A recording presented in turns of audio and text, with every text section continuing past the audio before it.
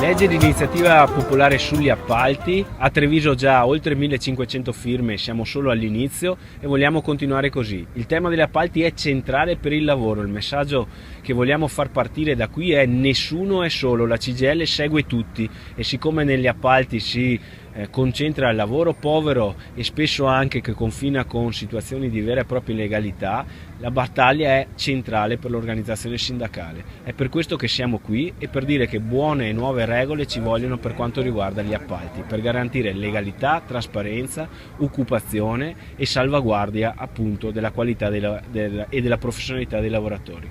Questo è il messaggio che lanciamo e vogliamo che sia un messaggio che faccia discutere tutti, perché il lavoro degli appalti riguarda quei lavoratori che magari sembrano invisibili e arrivano la mattina nell'ufficio e ti puliscono l'ufficio, la mattina presto nell'ufficio e ti puliscono l'ufficio, arrivano la sera tardi e puliscono le nostre scuole. Quei lavoratori non sono invisibili e hanno bisogno del nostro aiuto.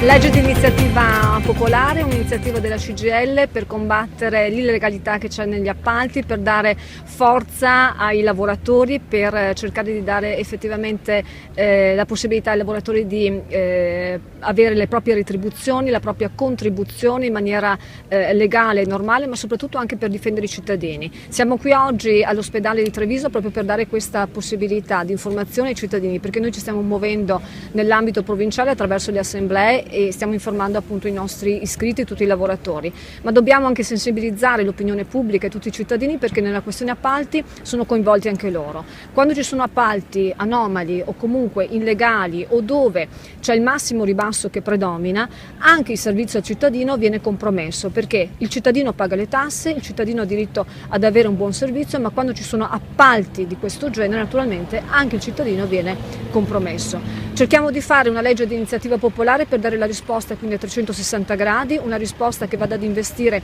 cittadini e lavoratori, e vogliamo soprattutto chiedere alla politica che ci sia effettivamente l'ascolto di questa nostra richiesta.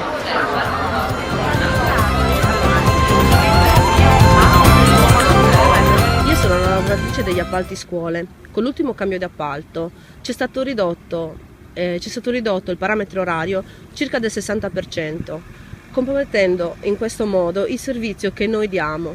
Quindi spesso, a parità di spazi da pulire, non riusciamo a dare lo stesso servizio.